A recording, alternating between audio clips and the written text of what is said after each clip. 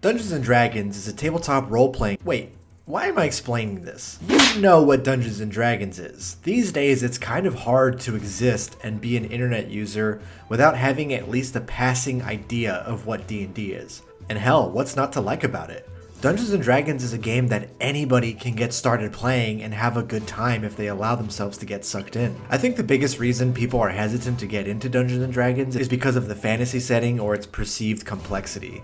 It's seen as one of those nerd-ass games that basement dwellers play, and while that first part may be true, cool people also play it. D&D is pretty modular and it can be as simple or as complicated as you want it to be. Your imagination is the only thing that stops you from having a fantastic time. D&D is a game that rarely ever tells you that you can't do something. Dungeons & Dragons is a magical game that allows for so much organic storytelling and role-playing. There's truly nothing like it. But again, you kind of have to look past the really nerdy foundation and allow yourself to get sucked into an experience that might be out of your comfort zone. Jon Bernthal is one of the coolest and most based motherfuckers on the planet. He definitely seems like the type to not be into Dungeons & Dragons or anything related to fantasy. However, one of my favorite conversations involving D&D is with Jon Bernthal. On an episode of his podcast with Deborah Ann Wall, she talks about Dungeons & Dragons. And Jon says this. I don't know what Dungeons & Dragons, it's like a game, but like you imagine you're like in the game, right? Yeah, kind of. She asks him if he'd be willing to give it a really quick try, and in less than 5 minutes, they're acting out a classic D&D scenario. So let's see, you've got a bow strapped to your back, walking through the woods. It's dark, it's at night. Almost no moonlight is coming through. You hear a crack off in the distance. Something large stepped on a branch. What would you do? How far away is the crack? Give me a perception check. So then you roll dice and we'd see how perceptive you are. Let's say you roll a 13. Okay. And you're pretty perceptive, so you have a +3 to that. That's 16. So I know, okay, 16, that's pretty perceptive. You think it's about 20 feet away. Okay. I think I take out my bow first. Yeah. So you take a bow, you're readied, you're aimed, you're looking. Right at where the spot's coming, yeah. Okay. Slowly creeping towards you, suddenly into view, a little bit of eye shine in the darkness. You see an owl bear. This is a 10, 15 foot tall monster. It looks like an owl, but it has the body of a bear. It opens its beak and squawks at you. What do you do? Have I ever met an owl bear before? Like, are owl bears? We could do a history check. So this is D&D. You're playing D&D. What do you mean a history check? So a history check would be like, in your past, in your history, have you experienced this? Okay, so how do I check? Yeah, let's check You would roll a dice. Let's say you have a low history. You roll a 13, but you have a -3. That's a 10. So no, you've never met an owl bear in your life. You have no idea whether it's threatening or not, but it is squawking at you. I'd be like, yo, are you my friend or are you my foe? Fantastic. Now, Jon Bernthal is a professional actor, so he knows the basics of improv, which is to say yes and, so he goes along with this whole thing. Not everyone's going to do this, but it shows that if you're open-minded enough to just let yourself get into it, you can find yourself getting really invested really quickly. This little snippet explains the appeal of the game better than I ever could. But is the goal to win? No. What's There the is goal? no goal is to tell a great story. Tell a great story. The freeform improvisational nature of Dungeons & Dragons makes it kind of impossible to adapt into any other medium. Baldur's Gate 3 is probably the closest we have ever gotten to replicating the D&D experience in video game form, and even then, that game has its limitations compared to the tabletop game. In my opinion, a movie is one of the worst ways you can try to interpret Dungeons & Dragons, given how those tend to have pre-written storylines and there's an inability to change things on the fly if you were to make different decisions from the characters while watching the film, but that certainly hasn't stopped Hollywood from trying. In the year 2000, we were treated to the very first attempt at a Dungeons & Dragons movie.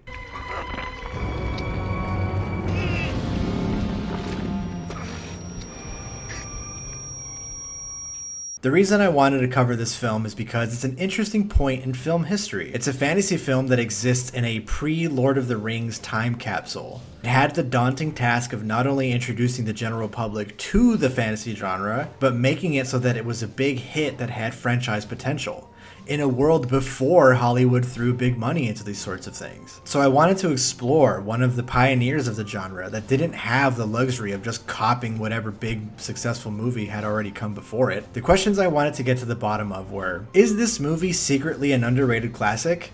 No, absolutely not. Was this film unjustly buried by the critics? No. They were 1000% right. Was this movie properly rated and reviewed by the general audience? Yeah. I mean, they kind of shit all over this thing and they were right to do so. So wait, why am I covering this movie again? The film opens with a monologue about the Kingdom of Izmir. It's a place where mages rule and the common folk have no rights. Savina is a young and ambitious empress who wants to give the common folks rights, and all these fucks on the council have a problem with it.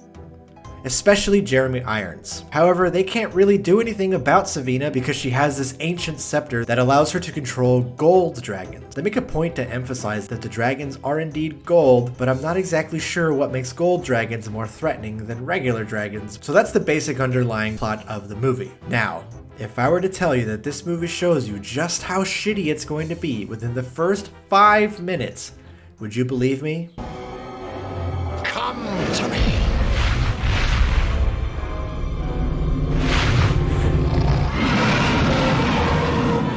We see our villain Profion, played by Jeremy Irons, using a scepter to control something that looks like Bowser from Mario 64. One positive I have to say so far is that this movie is an absolute career-defining performance by Jeremy Irons. He is putting on a show in this movie. He knows he's in shit, and he is chewing up the scenery as hard as he can. Good. I could use every ounce of your rage. Look at him. He's trying not to laugh. Like, am I crazy or does he briefly break character here? Anyway, the staff he has doesn't work and he has to kill the dragon because it turns on him and oh my god. Look, I won't harp on these effects too much more because if I did, that would be half the fucking video, so let's just get this out of the way. Yes, these are awful special effects, and they were awful even for the year 2000. This was something pointed out in reviews for the movie at the time, so let's just look past it as best we can because the budget for this movie wasn't the highest. The dragon's blood causes the river around the mage's castle to catch on fire, and this catches the attention of our two protagonists. Ridley, played by Justin Whalen, and Snails, played by Marlon Wayans. Now, before I play this next clip, I want to ask you something. What's wrong with this scene? You think they care if anyone got hurt? Look, Ridley, things are the way they are, and there's nothing you can do to change it. You got your haves and your have-nots. We are you gotta get. And right about now, we gotta get paid. Why are they talking like that? They're speaking like people plucked straight from a city in the 2000s, and not like people from a medieval fantasy world. I mean, just compared to the last scene, this is so jarring. You have the power of the immortals.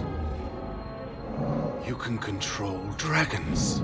Look, Ridley, things are the way they are, and there's nothing you can do to change it. There's a certain dialect that's not being followed, and this is more distracting than the shitty CGI in my opinion because this is persistent throughout the entire movie. I think it has to do with the fact that certain characters talk with a British accent while others don't, and they use verbiage that's appropriate to the time, but our two main characters don't. I'll talk about this later, but this whole movie has a vibe of inmates running the asylum, or the actors not being given good direction because of an inexperienced director, which leads to sloppy, inconsistent performances all throughout this whole movie. Meanwhile, the Council of Mages votes to take the scepter away from Savina, but she refuses, so now there's this mad dash to find and acquire a different legendary scepter, known as the Rod of Savril, which controls red dragon. Again, not really sure if red dragons are stronger than gold dragons, but that's not really important. The mages have a scroll in their school that will guide any adventurers to the Rod of Savril, but it's encrypted with some kind of magic spell. Profion sees this rod as his way to tip the scales and seize power from Savina, so he sends his right-hand man Damodar to go and retrieve this scroll. Ridley wants to get back at the mages for their little stunt on the river earlier by breaking into their school and stealing some magic artifacts from them. Ridley seems to have a particular bone to pick with the mages, but don't trust this movie to ever explore why he feels this way. We'll get to this later. Are you gonna jump? You gonna catch me? I'm gonna catch you. Promise? I promise. Now jump. All right. These guys are the worst thieves I've ever seen. It's a wonder how these clowns made it this far when they're being as loud as humanly possible. I know that they probably think that there's nobody here and that they can make all the noise they want, but damn, at least try to be quieter.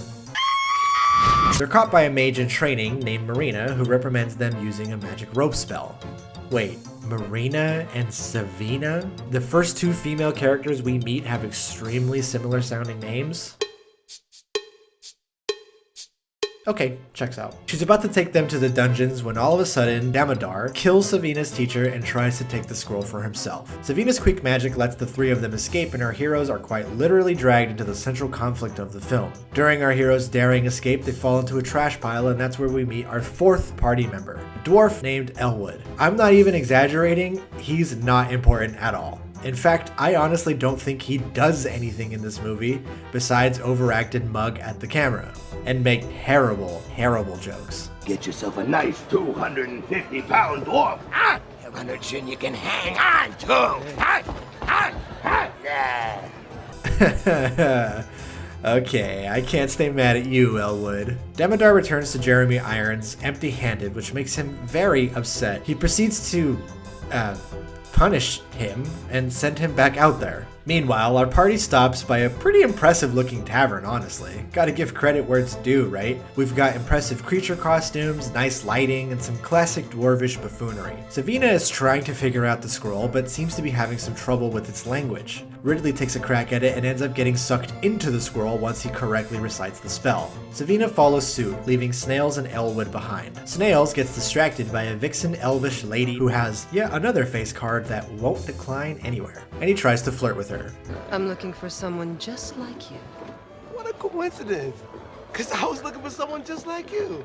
Oh, bartender, me a bottle of your best wine. Make that your cheapest. It's here where I want to get into what the hell Marlon Wayans was doing in this movie. He doesn't talk like any of the other characters, he doesn't act like anybody else, it's like he comes from a different movie. He's always kind of fucking around in the background of scenes where he's not the central focus. Have a look. Get that back!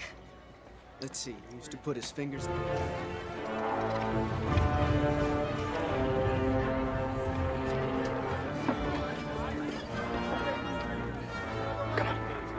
Obviously, I'm not inside of Marlon Wayans' head, so I don't know what he was thinking, but his performance strikes me as very uncaring. It's as if he thought he was better than this sort of thing, or like he was above this kind of project because he already knew that he was on to bigger and better things. In the year 2000 alone, he had Scary Movie and Requiem for a Dream coming out. Not that it's a bad thing or anything, I mean, he's clearly just having fun with his performance, and it's not like he's ruining high art or anything. But his acting job is particularly unhinged in a movie filled with unhinged performances. Damodar catches up to our heroes when they have to make another daring escape through the tavern. Meanwhile, the characters who actually do stuff in this movie are inside the scroll getting the information they need. There's this really long, drawn-out scene where they talk to us.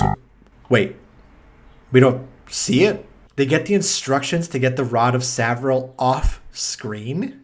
I mean, sure, I guess we did need the much more vital scene of Snails and Elwood dicking around in the tavern, so it's a reasonable compromise. Anyways, after Snails and Elwood make their escape, Ridley and Savina meet up with them in the middle of a field to share the quest details given to them by the Wraith inside the scroll. The Wraith explains that in order to get to the Rod of Savril, which, by the way, on top of being able to control red dragons, also started the Great War, don't ask for any elaboration because you're not gonna get any, you need to acquire a ruby key known as the Eye of the Dragon. This key is the grand prize of the legendary Maze of Antaeus. This maze is protected by a big city thieves guild headed up by an infamous thief named Xylus. So our stage is set, the quest is known, and while Ridley and Snails are at first hesitant to help Savina save the Empire, the promise of fame and riches proves too tempting to pass up. Elwood joins up because he's also promised future riches, but he doesn't seem too trusting of his new companions, which leads to one of the strangest scenes in the whole movie.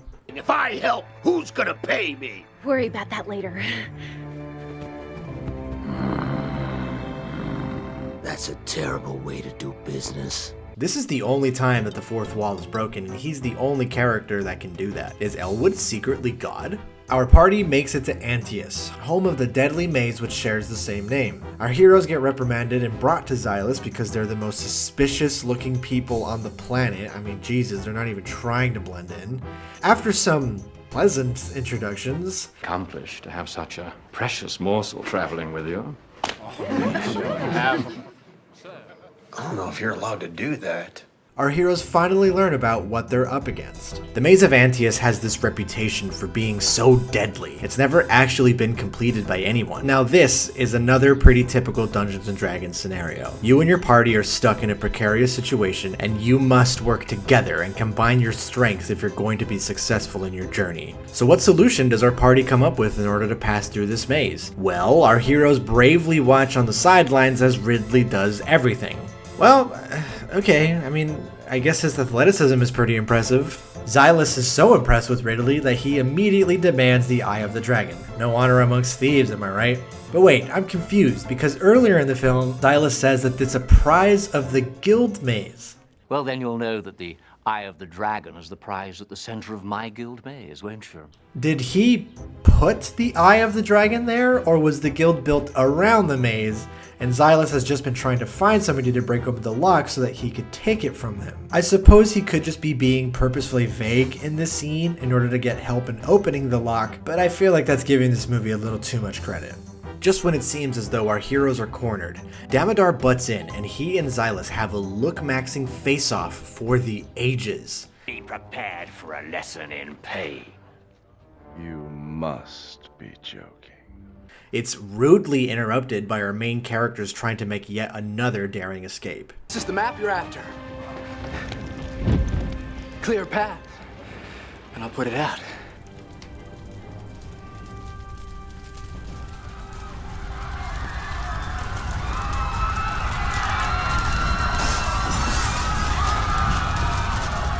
This time, however, it doesn't work out as Marina is captured by Damodar because she can't fight back at all, apparently. Ridley has a change of heart about mages and wants to rescue Marina. You gonna risk your life for a mage? Listen, Snails. I wouldn't do that. They are then reprimanded by a mysterious force, and it's here where we get a proper introduction to our third cunty face card. Norda has been working for the Empress to also track down this rod, and she and the party make an uneasy alliance to rescue Savina, track down Damodar, and get the map. Elsewhere, Damodar interrogates Savina, and after his first plea to her humanity fails, he, sucks the information out of her with his earworms.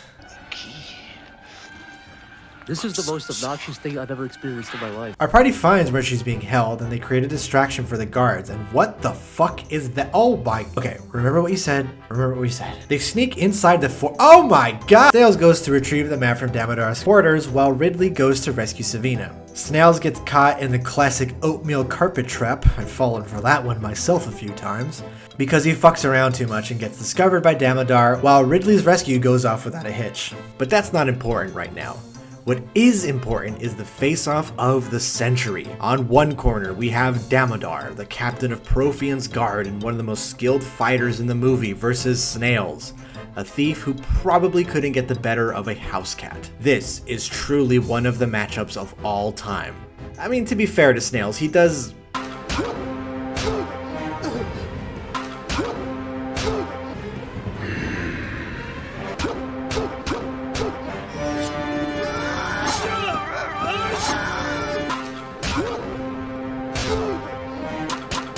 put up something resembling a fight. Snails thinks better of the situation and tries to run. When that fails, he once again tries to fight, and this ends up putting him in a very precarious situation after sustaining one of the most embarrassing ass beatings in film history. Ridley and Savina finally catch up to Snails and Damodar, and Ridley begs for his best friend's life. Where's my dragon's eye? I have it. Really? Show it to me. Let him go first, and it's yours.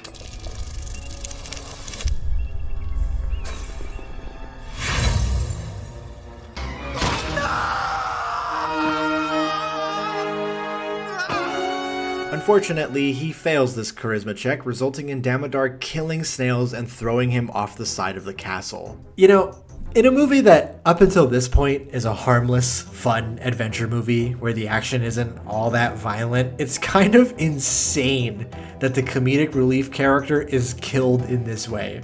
Tonally, it just doesn't match with what this movie is going for. And the only way I can really prove my point is to give you an example. Disney's Inside Out is a fun romp that personifies our emotions into lovable employees of a person factory. We've got the expected emotions like sadness, anger, disgust, but our focus character is Amy Poehler. She gets displaced from her position because of some shenanigans, and the movie is about her journey to get back to her station before it permanently affects our human character, Riley. During this journey, Joy finds herself in the depths of Riley's subconscious, basically the last stop before a memory is forgotten forever. It's here where she meets a character named Bing Bong. He's Riley's imaginary friend, and he resides in these depths, meaning that Bing Bong doesn't have long before he's essentially erased from reality. Obviously, he doesn't want to be forgotten about and killed, so he and Joy have a fun little adventure to build a craft to escape these depths that doesn't quite work for our characters.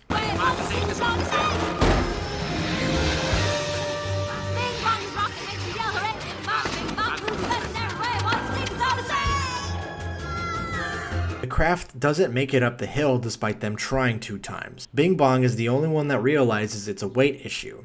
They try it one more time, and it's here where the movie fucking sucker punches you.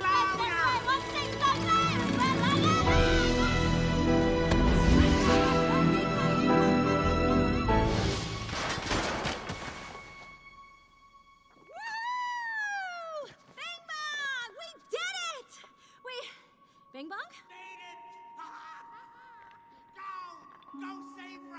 Bing Bong sacrifices himself in order to ensure that Joy makes it out of the ravine and back to Riley, essentially dooming himself to be forgotten forever. But it's a dignified sacrifice that sticks out as memorable because it's heartbreaking and so sudden in a movie that was lighthearted fun for the most part.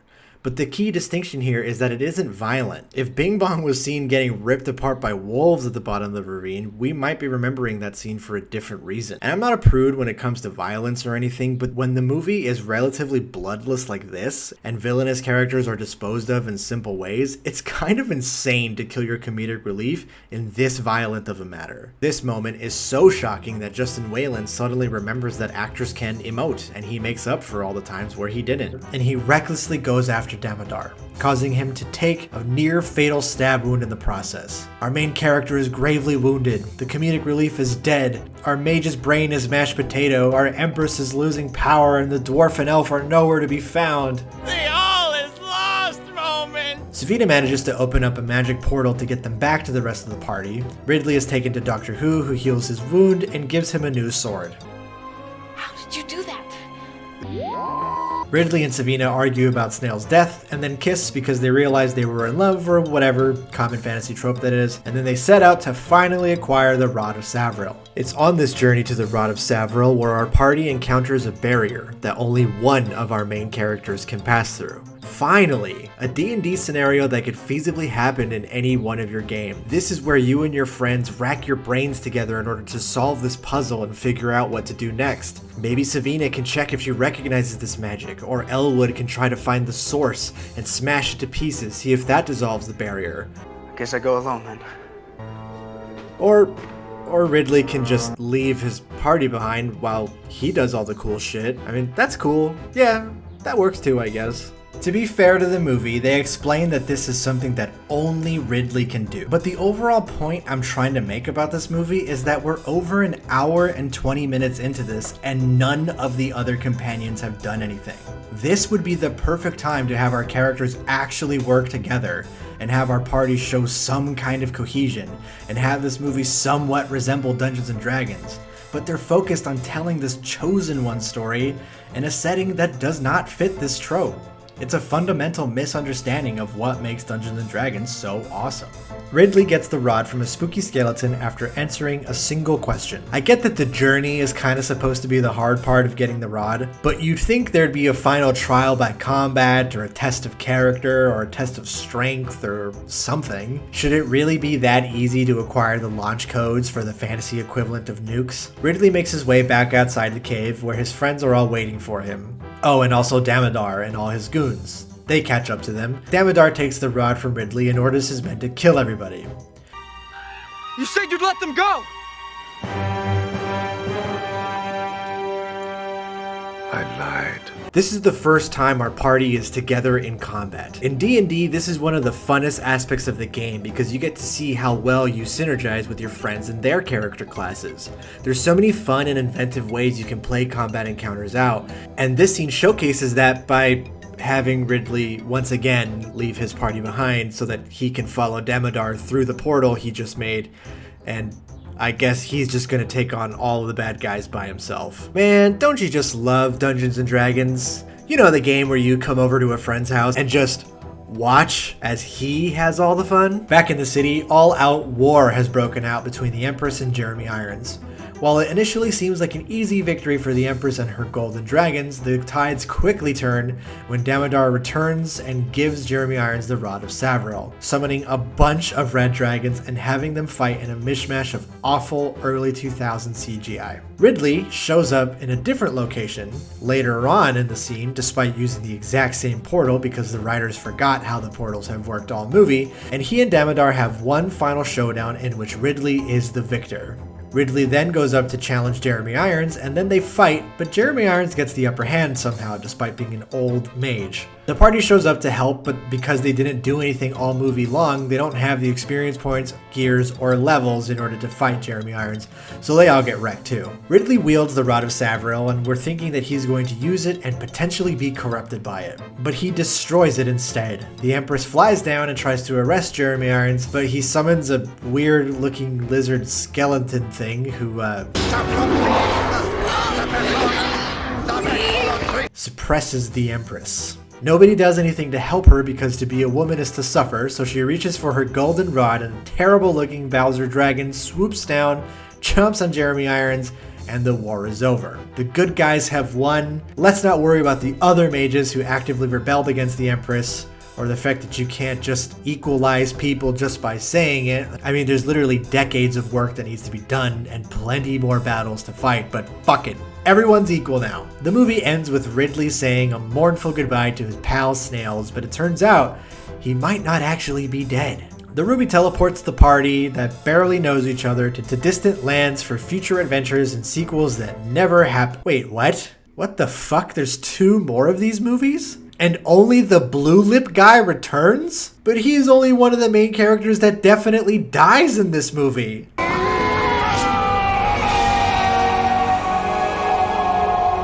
What you need to understand about the early 2000s was that the general audience just didn't get the appeal of the fantasy genre. Nerdy stuff hadn't quite swept pop culture like it has these days, and movies like this certainly did not help. This type of movie makes you feel embarrassed to be a fan of the genre. A lot of the names, settings, and places here are exactly the kind of thing that an early 2000s bully would say to you to make fun of you. Yeah, the rip fully off my face, yeah. Damodar. I still have it. It's on ice. Sorry, I'm sorry. Can you repeat the last thing you said? I'm having trouble hearing.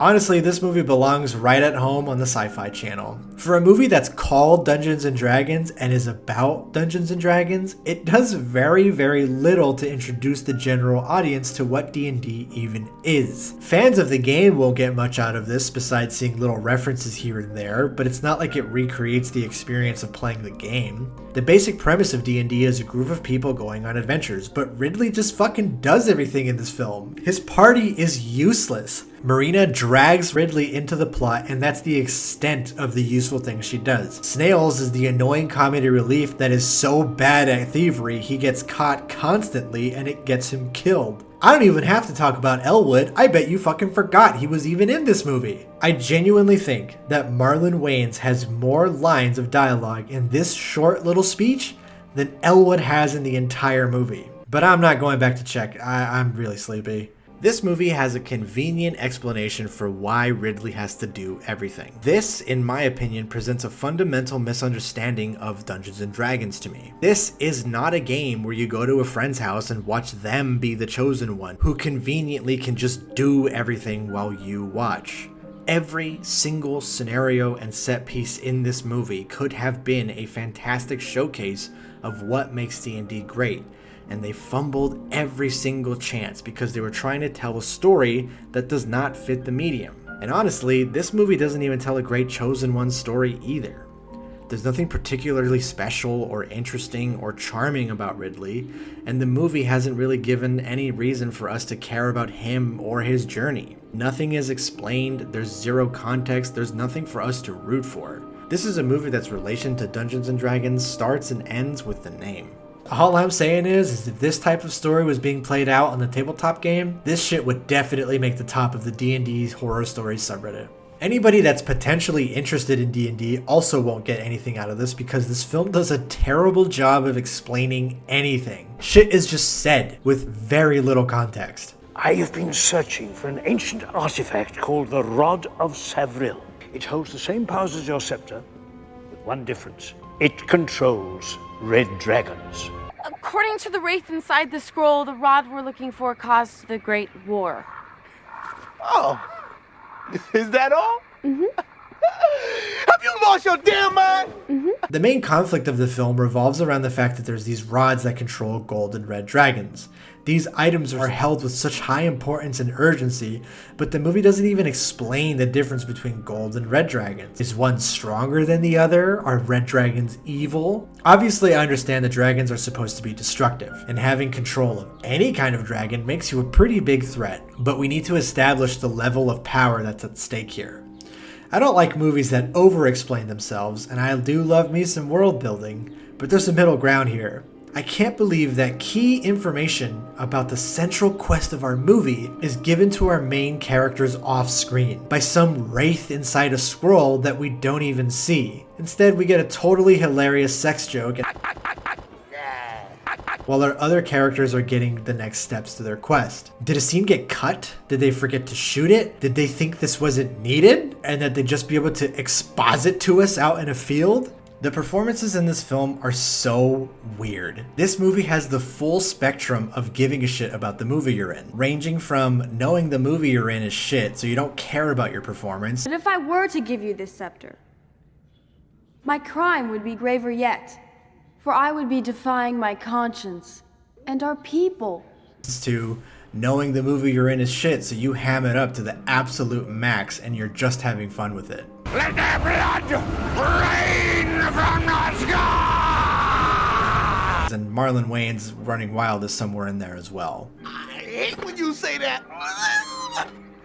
Then you have Bruce Payne as Damodar, whose performance is so strange it kind of creates its own spectrum. He ranges from whispering, Why were you at the Thieves' Guild?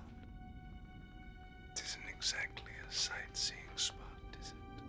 to intense whispering. You said you'd set me free. And in between you have levels of look maxing and cunt serving that will probably never be topped.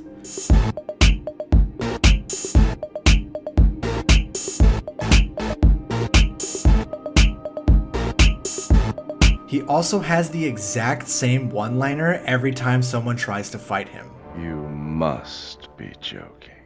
Cannot be serious. Oh, you want to play, do you? I have a hunch that the words, let's try that take again, were rarely ever used on set because we have exchanges between characters that feel like Oblivion NPCs interacting with each other. How are you? Been better. How about you? Not bad. Good to hear. Goodbye. Goodbye. Profion's overall involvement in the story does very little for me in this movie, other than give us Jeremy Irons' fantastic performance, of course.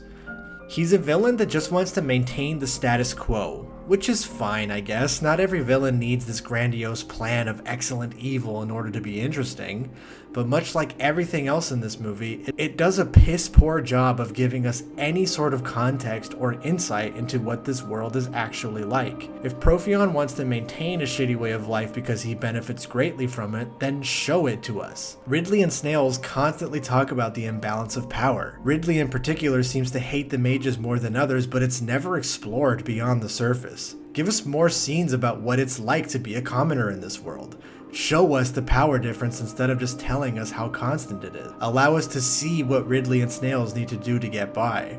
We need to know how bad daily life is so that the Empress's plan has more weight to it. Sure, it's generally good to make people equal, but we need to see how bad it really is in order to give us a good idea on the stakes of the situation.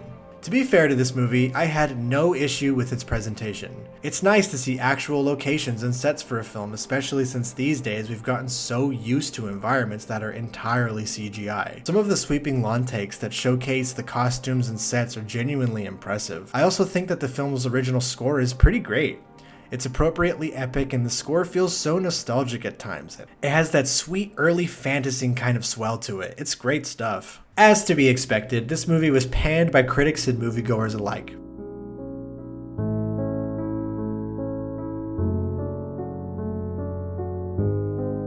In Dungeons & Dragons, a floppy sword and sorcery movie inspired by a dweeby role-playing game, Jeremy Irons gives a performance as ripe as a late summer strawberry. It's juicy, sloppy, and fit to burst, and it never looks more livid than when displayed next to its opposite, of which there is no shortage in this fire-breathing dud. In one particularly aromatic scene, Irons goes toe-to-toe with Thora Birch's robotically inexpressive Empress Savina, and the spectacle of watching the Oscar-winning thespian cross wands with American Beauty's woodenly petulant teenager is like watching Olivier trying to outperform a ventriloquist's dummy.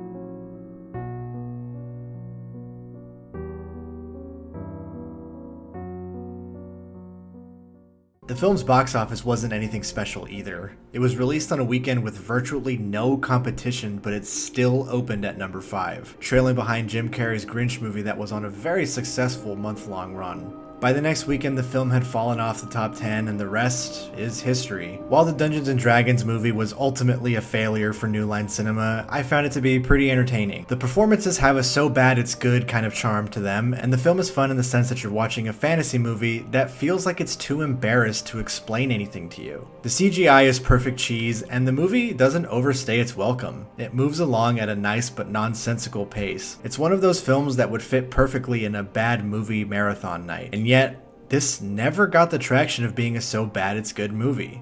My personal theory is that it has to do with its setting. It's a fantasy film, and that genre never brings any good movies. The setting is too dense, it's too difficult to get right, there's so much lore. What's that sound? Oh my god!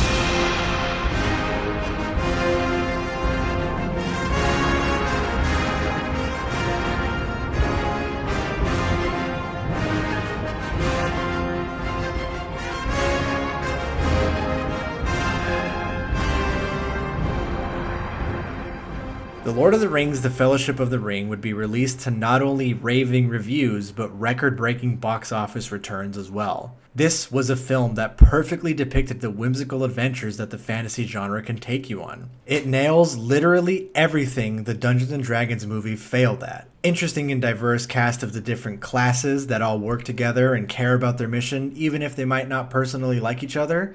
Check. A compelling quest with properly explained stakes and a villain that feels appropriately threatening? Check. But perhaps most importantly, it introduced a general audience to an expansive world that invited you to take a closer look and really engross yourself within it. This was my personal introduction to the fantasy setting. I watched Fellowship as a young lad, and I've been a massive fan ever since. I was able to dive into the worlds of A Song of Ice and Fire, Dune, and Warhammer, all because of this one movie. I'll tell you, if my first foray into the fantasy genre was this fucking thing, I might have just reduced the entire setting as the thing for lame dorks. I spent a lot of time talking shit about this movie, but I gotta give credit to Courtney Solomon. Despite everything, he made a movie. He had his idea of how he wanted to tell this story and fought through thick and thin in order to make sure that it came to fruition. Sure, his vision didn't turn out very good, and yeah, it might have killed any potential the Dungeons & Dragons name had at being a huge hit at the box office, but at least Courtney Solomon can rest his head on his pillow at night, knowing that he was the only one to make a theatrical Dungeons & Dragons. Wait, what's that? Oh, they made another one? Oh, and it's actually pretty good? Huh. Thanks for watching this video and sticking through with it till the very end. If you made it all the way here, hello. This video took a very, very long time to make, and the uploading process was even more annoying. I don't know why Warner Brothers is so protective of this movie in particular, but who am I to judge? Want to give a special shout out to my good friend ChokoBerd for the incredible narration of the review that was written about this movie. Go ahead and check out his channel whenever he eventually starts uploading again. Apparently it's going to be soon. The next video though will be a doozy, so stay tuned for that one, and if you like everything here, just give me a little subscribe and I'll see you in the next one.